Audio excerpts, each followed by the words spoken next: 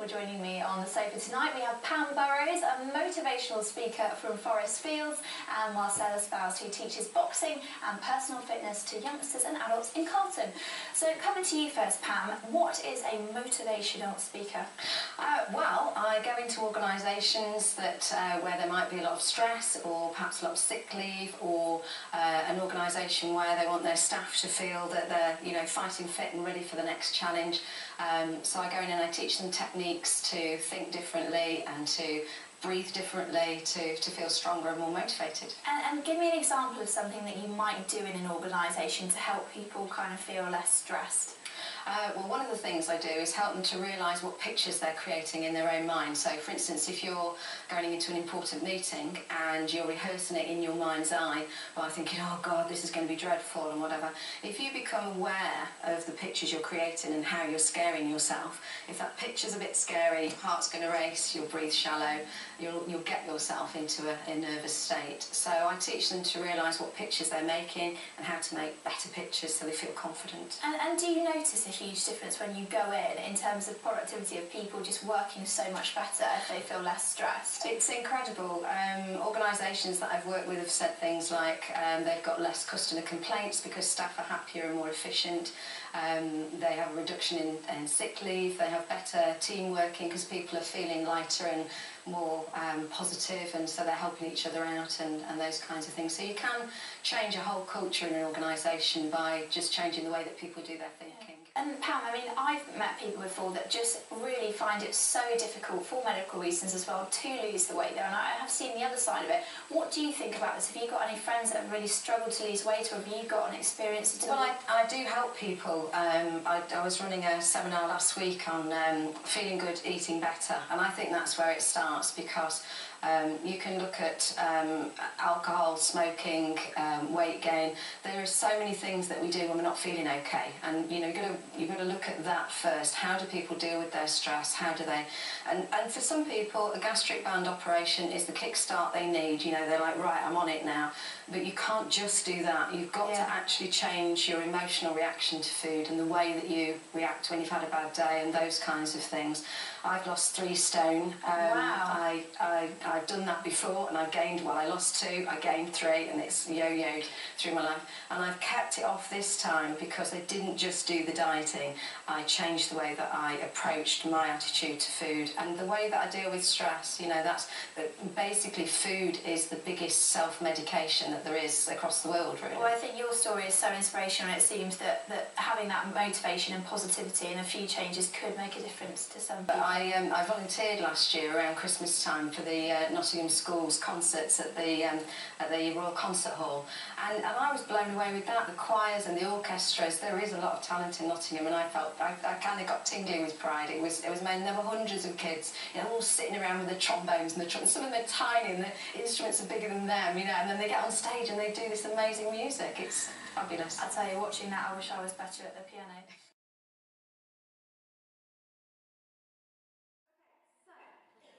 What we're going to do then is we're going to think about this thing about what goes on in your own head. Now, what we're going to do is I'm going to get you doing an activity, but in order for you to do the activity, I need to demonstrate it first. So I need a happy volunteer to willingly come over here and help me to demonstrate this thing. Now, I know that each and every one of you is sitting there thinking to yourself, please let it be me. I can only choose one person. I'm really sorry about that. So it will have to just be the first person to stick their hand up and volunteer to help me. And there is a prize involved, if that sways anybody in particular. Yes, brilliant. Round of applause.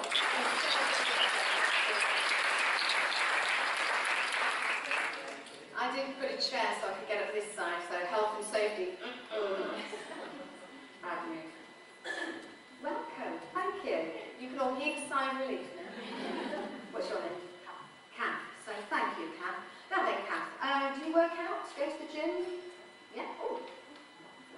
What we're going to do is we're going to test your arm strength.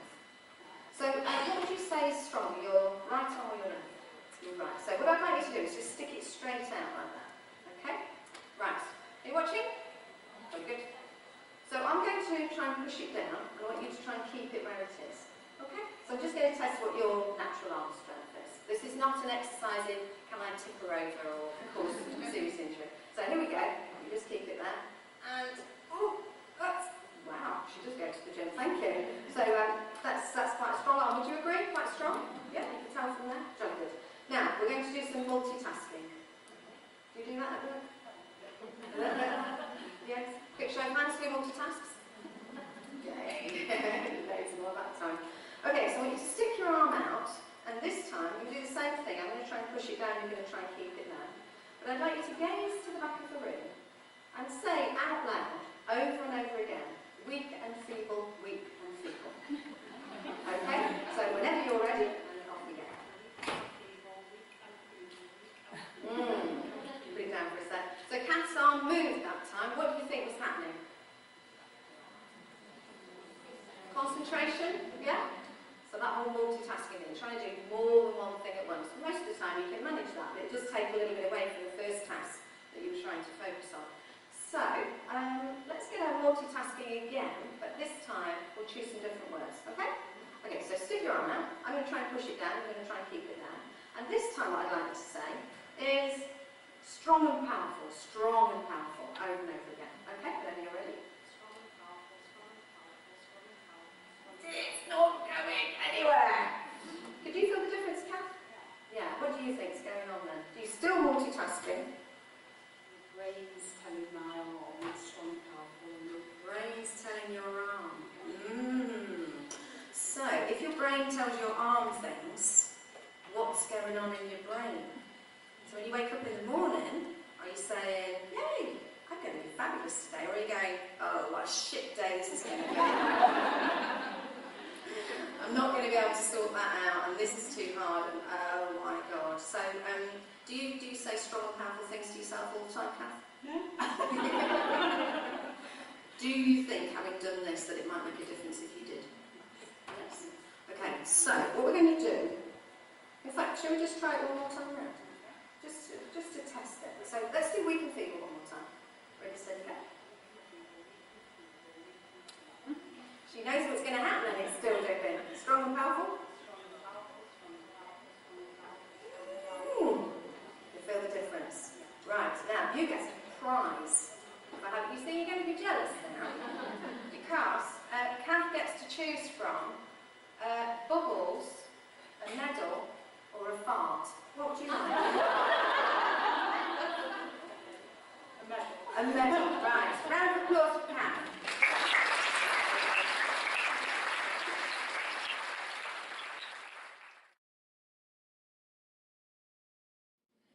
So, as you're going to sleep, the reason that we dream is to resolve what needs to be resolved during the day.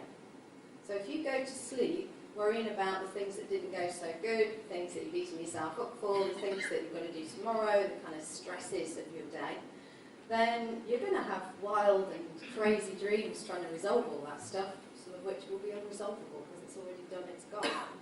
So you sometimes might wake up, quick show of hands, who wakes up sometimes feeling like it's actually time to go to bed? You wake up but you're not refreshed, feels like, yeah, I just want to get back and do something. Right, yeah, there are days like that. And so the idea is that when we start to think, hang on then, well, there's some good things happen today too. If you just think of the good things before you go to bed, it changes your brain chemistry. It actually physically changes what's going on in your mind, in your body, in your body's chemistry. So you go to sleep feeling resolved, feeling calm, feeling like everything's okay, you sleep better. And when you sleep better, guess what? Your immune system gets stronger. You're able to fight off infections, you're able to feel healthier, and you're refreshed. So, I'm giving you some happy mornings by doing this exercise because this is not a sitting listening exercise, it's a doing thing. And what I'm going to ask you to do is very simple, we'll start off small, is to think about something good so far about today.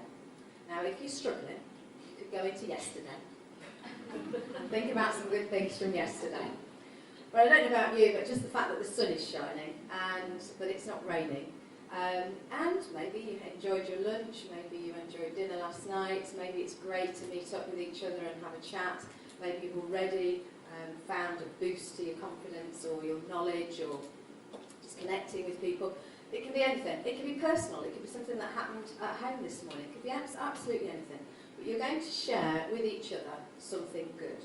And I am giving you the role also of policing that. So if you're talking to somebody who says, yeah, I guess it's sunny, but it's bloody cold, isn't it?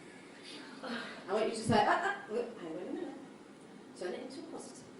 Turn that frown upside down. I wish I hadn't said that, because that's really pleasing. So, encourage each other to think about the good stuff. Okay? Now,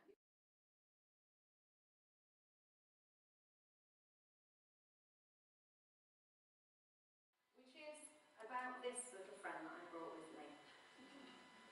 And you may not realise this, but you probably pretty much all have one of these. But you might not have noticed that you have one. And how you might use it is that you go, let's say you're doing a particular task and it feels a bit difficult, and you say to yourself, oh, I'm rubbish at this. I'm never going to finish it in time. I can't believe how stupid I am. Why did I go in that meeting and say that to them? And why did I not say that to them? Quick show of hands, please, done a little bit of that. Thank you for your honesty. Just a little bit.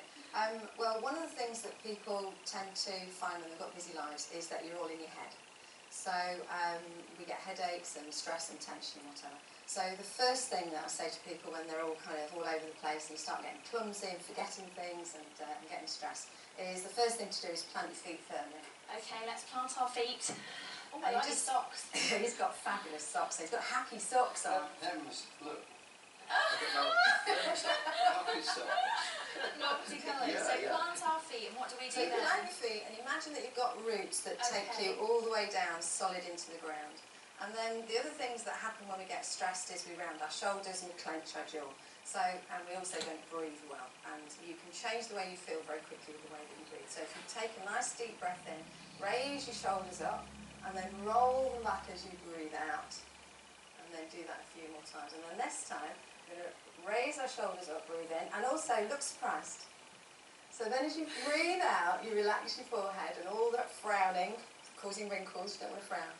And then bring your shoulders back. And if you just do that a few times with some good long deep breaths every now and again through the day, it means that by the time you get to the end of the day, you've not got all this tension built up that you think only a glass of wine will do. I feel very relaxed already. I think we're going to do some more of that hopefully in a little bit. Pam, do you bake or do you buy? I very much buy, and yes, I have to try and curb that a little bit. I lost a lot of weight a couple of years ago and I managed to keep it off for the first time, so I have to just kind of have a little treat now and again. But I've just discovered a pop-up bakery in Nottingham that's very exciting, and they only appear on Saturday morning. Wow. And at Doctor's Orders on Mansfield Road, the bakehouse appears like a magical thing, and they just have a certain amount of everything, and when it's gone, and then by 12 o'clock Saturday, poof, the bakery's disappeared. Oh, so my they're goodness. fabulous. So I get there and I Saturdays. just go, oh, I have to have some. I think I'm going to have to go there tomorrow. Pam, let's have a tiny bit more, very briefly, of your relaxation. So we've got the rolling shoulders, we've got the feet planted. Anything else we can do? Breathe. Okay, so a big long deep breath. So imagine you're breathing from the tip of your toes all the way to the top of your head. And then as you breathe from the top of your head all the way back down to the tip of your toes, imagine you're smoothing your own feathers, shrugging off whatever's been happening in the day, just letting it go. We carry stuff around that we really don't need to carry around. Whatever's happening, whatever's going to happen. Our brains are in 6 places at once. And breathing just brings you back to the moment. But the other thing to say is when you smile, even if it's a fake smile, it sets off feel-good chemicals in the body. So you change your brain chemistry just by smiling. And, you know, if you were standing at a bus stop feeling a bit fed up, put a big smile on your face, not only do you get feel-good chemicals, but you might get a double seat on the bus because people think you look a bit weird. But let's see when you would use each of these things. You would use push when you've got the power, when the decision's already been taken, it's just got to happen. Where there's no room for manoeuvre anyway, there's no point in asking you what you think because we're going to do it anyway. And there's no payoff to the other person. So quick show of hands, who's been sitting there thinking, yeah, but I need them to do it and there isn't anything in it for them? Who's been thinking that? We have a few, yeah, kind of think, well, how do I get them to tell me what the benefits are? Because actually there aren't any. Well, in those situations, if you've got the power to just say you've got to do it anyway, and there isn't any room for manoeuvre, and there isn't any payoff to them, you just need to tell them. And if you're short of time, then that's imperative. So if, for instance, there was a fire alarm right now, I wouldn't start to use a pull style of persuasion to ask you, what do you think of the problems if you stay in the room for a long time? And if the fire comes right in here, what do you think are going to be the consequences for each? And, you know, are you wearing flammable clothing? I'm just going to say, here's the door. Here's the door, this way, push style. We need to help them create pictures. In the questions you're asking, when you say, if that happens for you, so when we were talking to Paula and we said, and in your new house now, what's it like? And we got her thinking about the garden, we got her thinking about the sunshine and what she can do in that place and how she feels when she's at home. If you ask the right questions, you'll help people create pictures of how different things can be in the future and what might be in it for them. So that's where we want them to get to. So be careful about those traps, because what you might end up with is either frustration for them or frustration for you, which we really do want to avoid.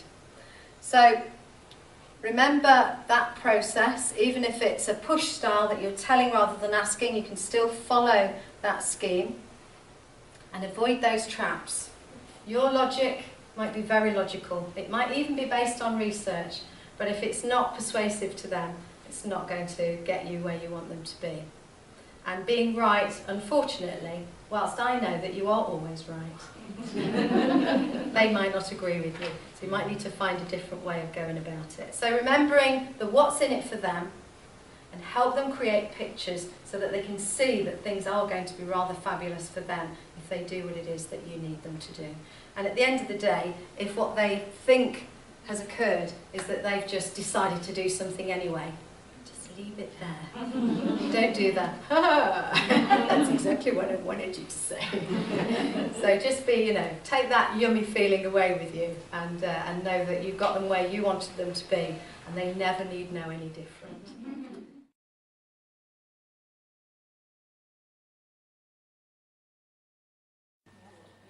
If you've got a star, like to stick it somewhere you're going to see it on a regular basis and use it to remind you you're a star. When you look at it, you think, what are you good at? Not what you haven't done, not what you're not good at, not what you've been told you're not good at, none of that nonsense. When you look at that star and you think, what's good? What's good about me right now? What am I good at? What have I achieved? And start to celebrate that.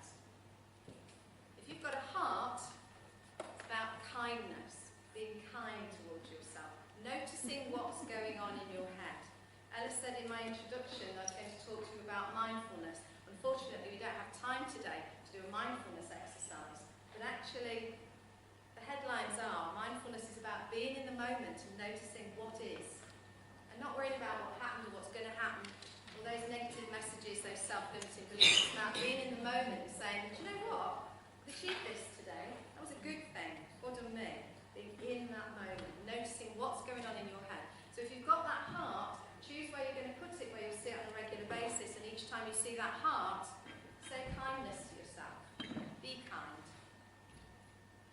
So it's mindfulness with kindness. I call it kindfulness. So a bit more of that is what we all need.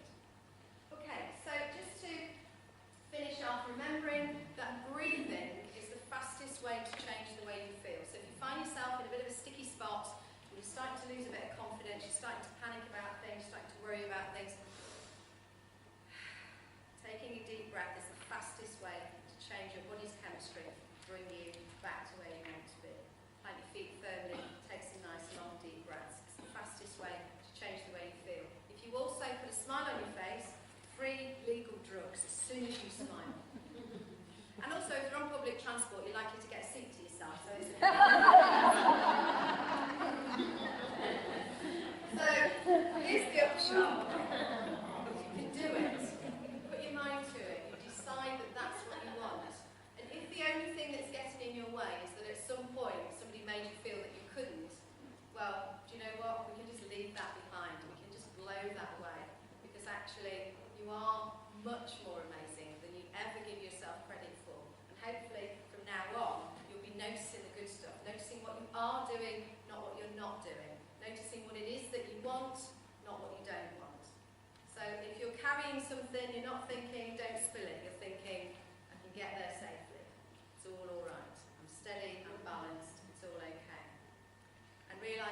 actually you're already enough and you're already amazing.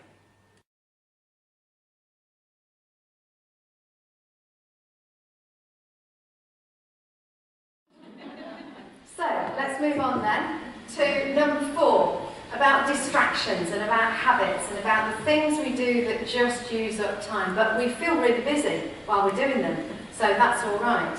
And here's an example. What I plan to do when I get back from work, I take some exercise, have a nice shower, crack on with some books, some extra work, some learning, some CPD stuff. And what I actually end up doing, well, I stuff my post, I go on Facebook and I fall asleep. Here's another example. Here's me. Here's my life goals. Yay! But I fall into the internet every single time. I'll just have a look on Facebook, just check Twitter. Oh, new followers. Who's that random person? And then you end up having a look around. And my mum has, over the last few years, started getting used to the internet, and she'll say to me, "Oh, Pamela," she calls me Pamela. "Oh, Pamela, I get lost. I go to one thing and it clicks on another thing and I end up, and then I don't know where I am, and I don't know how to get back to where I started from." And for her, it's like this whole alien planet that she's ended up on with no map. And even those of us who are perhaps a little more familiar with how to get back to where you started from, whether we actually end up back where you started from, doing the thing you meant to do when you were just looking for a recipe, or you were just checking the time of a theatre, start of a play or whatever, and then, oh, you just happen to look at all of these other things. Now, quick show of hands, who would acknowledge sometimes getting lost in that kind of, yes, well, pretty much everybody. And of course now we have mobile devices, so you can get lost all of the time in all kinds of stuff. And, well, perhaps 80% of it is good stuff that we're reading, but it's also using up 80% of your time at that time. Whether that's a good use of your time is another matter entirely. Okay, so having a think about how you get distracted, what you get distracted by, and starting to notice that is all about self-awareness. Noticing what you do that uses up time, that feels like busyness, but actually isn't business. It is just busyness. So have a think about that. And just a little self-awareness about what you do that you could cope. And I'm not saying give up on Facebook. I couldn't, I'm an addict myself. But to just notice how much time you're spending and notice what you're doing and what you meant to go on to look at when you went onto the internet. The other thing about the digital age is that thing about emails and checking your emails. Decide when you're going to check your emails and decide when you're going to follow up on those emails, because they're two different things. And we make a number of mistakes here. First, we check on our emails when actually we're supposed to be doing something else, because it's a bit like getting something through the post, isn't it? Like, oh, parcel. It's very exciting. What else is coming? And you always get disappointed, don't you? It's like a bad family Christmas. It's all wrapped up beautifully, and you open it and you go, oh, God, there's somebody else asking me to do something about which I'm going to say no. And the whole thing about that time is, if you have then decided this is when I'm going to check my emails, what you also need to do is not start then following them up. Oh, I'll just answer this one because it'll only take me 5 minutes. Takes you 20 minutes, half an hour. Then it leads to something else. Then somebody comes in and you're away with the next